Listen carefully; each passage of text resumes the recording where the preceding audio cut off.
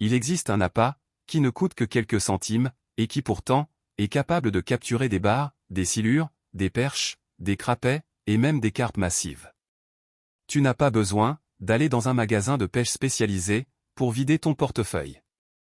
Tu n'as pas besoin de ce matériel sophistiqué et importé que les publicités essaient de te vendre à chaque clic. En réalité, tu peux fabriquer cet appât en moins de 5 minutes avec ce que tu as déjà, là, maintenant, dans ta propre cuisine. Cet appât a nourri des générations entières de pêcheurs passionnés, bien avant que le marketing ne vienne tout compliquer. C'était si efficace que les anciens, les vrais pêcheurs de rivière, n'utilisaient jamais rien d'autre pour ramener le dîner à la maison. Ces vieux pêcheurs arrivaient au bord du lac, bien avant l'aube, avec une simple miche de pain dans leur poche, et ils repartaient, quelques heures plus tard, avec une glacière pleine à craquer. Pendant ce temps, les jeunes gars dépensaient des fortunes en leurs artificiels brillants et passaient la journée entière à attendre une touche qui ne venait jamais. Cet appât de légende existe toujours aujourd'hui. Il est dans ton placard, en ce moment même, mais tu ne l'as probablement jamais utilisé de la bonne manière. Et si jamais on t'a montré comment faire, il y a de fortes chances qu'on t'ait mal appris. Bienvenue ici, là où nous redécouvrons les secrets oubliés. Si tu veux capturer plus de poissons, tout en dépensant beaucoup moins d'argent, alors écoute bien, car ce que nous allons partager va changer ta vision de la pêche. Ici, nous déterrons ce que l'industrie a essayé d'enterrer sous des tonnes de plastique et de marketing agressif. Avant que les magasins de pêche ne poussent à chaque coin de rue, les pêcheurs remplissaient déjà leurs seaux. Il n'y avait pas d'hameçon japonais doté d'une technologie de pointe. Il n'y avait pas de fil en fluorocarbone à 80 € la bobine. Il n'y avait pas de poisson nageur sophistiqué à 20 € l'unité. Ce qui existait, c'était la connaissance, pure et dure, transmise de père en fils, de génération en génération. C'était l'observation minutieuse de la nature, la patience infinie, et une technique raffinée, au fil des décennies. Et l'appât, le plus utilisé, à travers tout le pays, était d'une simplicité, presque ridicule. La pâte de pain. Les anciens, dans les marais de Louisiane, maîtrisaient cette technique à la perfection. Les pêcheurs de bar, au Texas, l'utilisaient chaque jour de la semaine. Les chasseurs de silures, le long du Mississippi, connaissaient ce secret depuis des siècles. C'était un secret de famille, murmuré au bord de l'eau, un héritage précieux. Chaque région, au fil du temps, a développé sa propre version, sa petite touche personnelle. Chaque communauté avait son mélange secret, son assaisonnement spécial, pour rendre le poisson complètement fou. Mais la base, le fondement même, restait partout le même. Du pain, de l'eau, de la patience, et le savoir-faire de ceux qui nous ont précédés. Mon grand-père aimait me raconter que dans les années 50, personne, absolument personne, n'achetait d'appât. L'idée même de payer pour un appât était considérée comme absurde, voire totalement stupide. Pourquoi dépenser ton argent durement gagné pour quelque chose que tu peux fabriquer gratuitement, en quelques gestes, sur le coin de ta table? Les vieux pêcheurs trouvaient cela ridicule. Et pourtant, ils attrapaient bien plus de poissons que nous n'en attrapons aujourd'hui, avec tout notre matériel moderne. Alors, que s'est-il passé? Pourquoi ce savoir s'est-il perdu? Quand les magasins de pêche ont commencé à se multiplier, quelque chose a changé, radicalement. Soudain, le pain est devenu l'appât du pauvre, l'appât de celui qui ne comprend rien à la vraie pêche. Les magazines spécialisés ne montraient plus que des leurres importés aux couleurs chatoyantes. Les émissions de télévision ne mettaient en avant que le dernier équipement high-tech, indispensable selon eux. Les sponsors, bien sûr, n'allaient pas payer pour montrer une simple boule de pain. Et lentement, très lentement, l'appât qui fonctionnait vraiment a été poussé vers l'oubli. Il est devenu une source de honte au lieu d'être une fierté. Mais tu sais, ce qui est encore pire? Cet appât, qui ne coûte rien, n'est que la partie émergée de l'iceberg. Il existe des dizaines de techniques que les anciens maîtrisaient, des méthodes simples, peu coûteuses et redoutablement efficaces. Des techniques qui fonctionnent encore mieux aujourd'hui, parce que les poissons ne sont plus habitués à ces odeurs naturelles. Mais personne ne les enseigne plus, parce qu'elles ne rapportent rien aux grandes enseignes. J'ai rassemblé tout ce que l'industrie ne veut pas que tu saches dans un guide complet. Des appâts maison qui coûtent des centimes et qui surpassent les produits du commerce. Des attractants naturels qui forcent le poisson à venir vers toi. Des techniques ancestrales que plus personne ne prend le temps d'expliquer. Comment lire l'eau pour savoir exactement où le poisson se cache sans avoir besoin d'un échosondeur à 1000 €. Et le secret des phases de la lune que les vieux pêcheurs gardaient jalousement. Tout est là, sans fioriture, droit au but. Le lien est dans les commentaires si tu veux aller plus loin. Mais reste ici, car la vidéo ne fait que commencer. Maintenant, laisse-moi te montrer comment fabriquer cet appât de la bonne manière.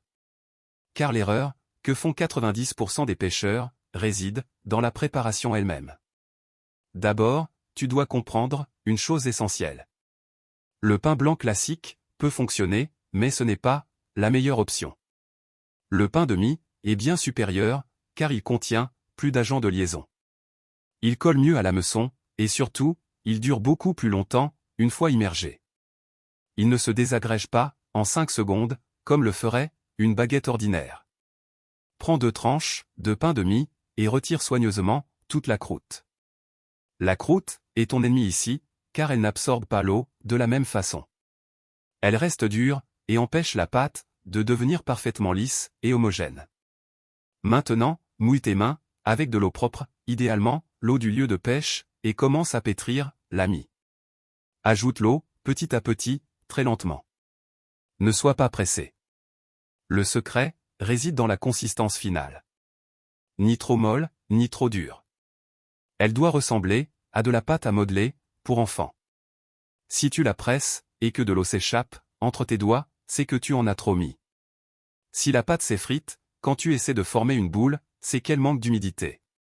Une bonne pâte reste ferme sur l'hameçon et ne s'en va pas facilement. Elle survit au lancer, au courant, et même aux petits poissons qui viennent la grignoter. Cela fonctionne déjà très bien, mais les anciens allaient encore plus loin. Ils avaient découvert des ingrédients secrets dont la plupart des gens n'ont jamais entendu parler. Des ingrédients simples qui transforment un bon appât en un aimant irrésistible. L'un des secrets, les mieux gardés, consistait à ajouter une pincée de farine de maïs à la pâte. La farine de maïs laisse derrière elle une traînée de minuscules particules qui se diffusent dans toute la colonne d'eau. C'est comme si l'appât envoyait un signal constant aux poissons, les appelant de très loin, en les attirant par l'odorat et la vue. Le poisson suit cette trace jusqu'à atteindre ta ligne. Un autre secret des vieux de la vieille était d'ajouter une seule goutte d'huile végétale. Une seule goutte, pas plus. L'huile crée un film brillant à la surface de la pâte. Ce reflet capte la lumière sous l'eau et attire l'attention des prédateurs. Et il y a un ingrédient que les vieux chasseurs de silure du Mississippi juraient être le meilleur. Une petite pincée de sucre ou une goutte de miel mélangée à la mie. Cela peut paraître fou, mais la science explique pourquoi ça marche. Les poissons possèdent des récepteurs gustatifs extrêmement sensibles. Ils peuvent détecter le goût sucré dissous dans l'eau à des dizaines de mètres. La pâte sucrée devient un véritable aimant pour les carpes et les poissons de fond. Ces poissons ne peuvent tout simplement pas y résister et foncent droit sur ton montage. Maintenant, voici la partie qui risque de t'énerver. Cet appât que je viens de te montrer fonctionne mieux que la plupart des leurres artificiels vendus à prix d'or. Je parle de leurres qui coûtent 20, 30, voire 50 €. Et la pâte de pain, elle, coûte littéralement des poussières. Alors, pourquoi personne n'en parle? Pourquoi les émissions de pêche ne l'enseignent-elles pas? Pourquoi les magazines ne publient pas cette recette miracle? La réponse est simple, et elle tient en un mot. L'argent. Aucun magasin de pêche ne gagne d'argent en t'apprenant à utiliser du pain.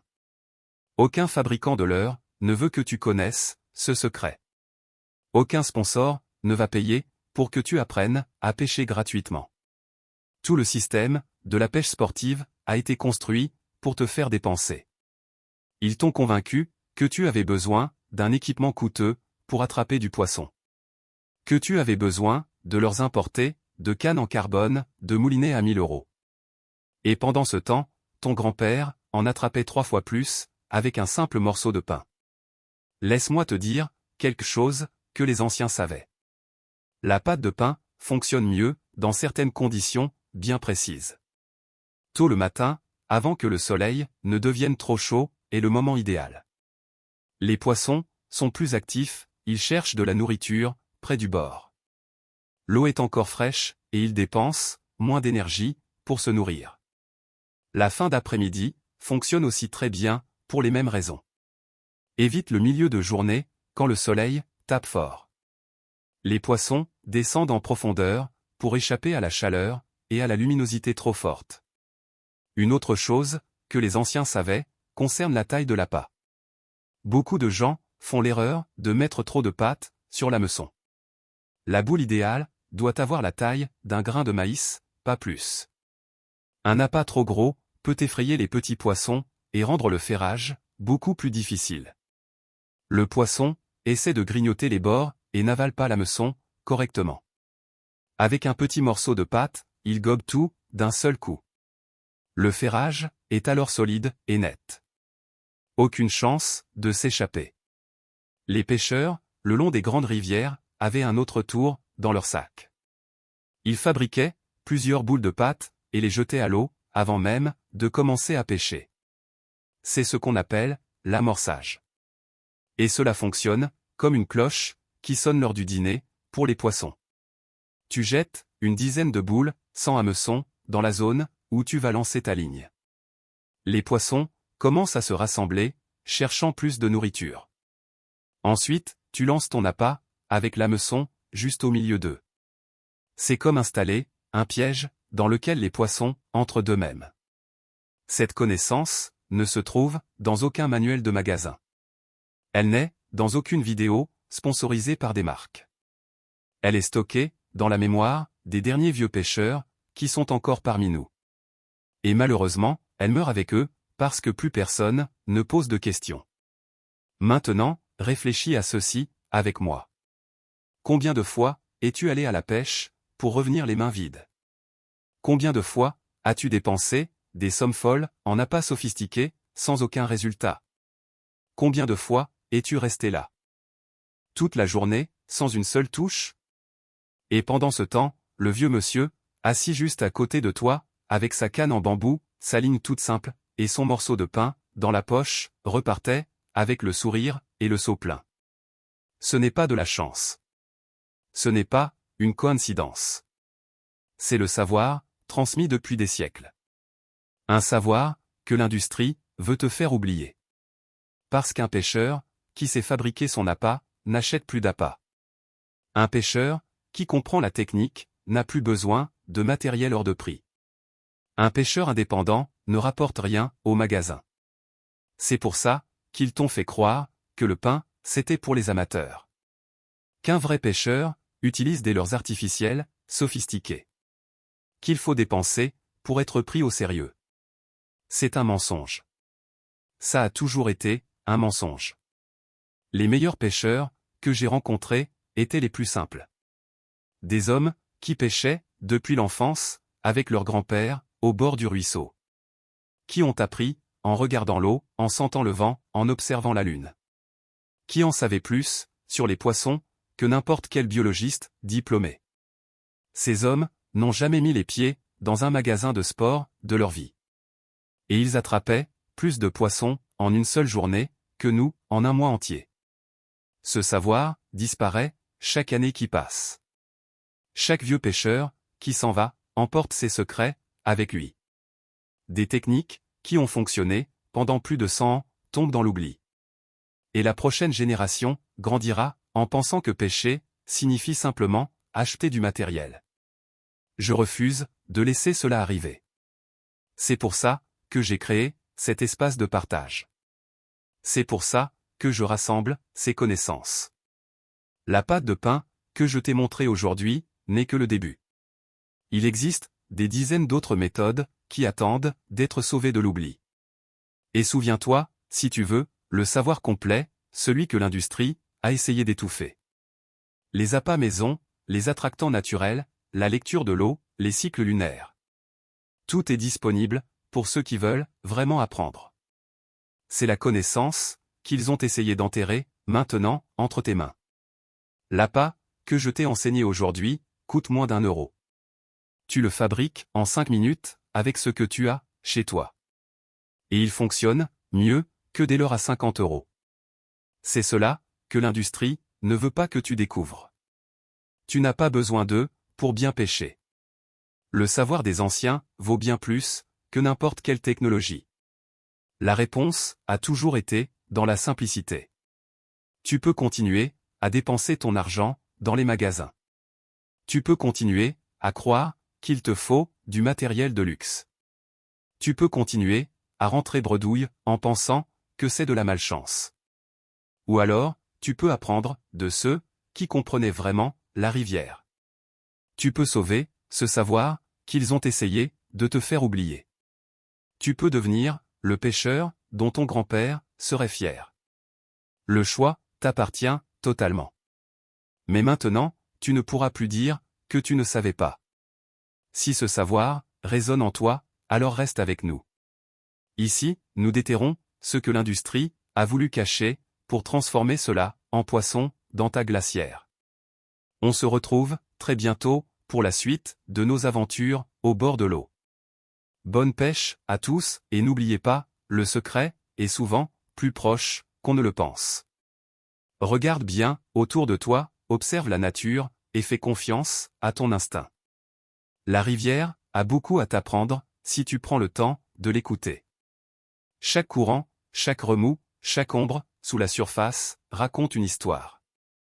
Et avec le bon appât, celui qui vient du cœur, et de la cuisine, tu feras partie, de cette histoire. À très bientôt, pour de nouvelles découvertes.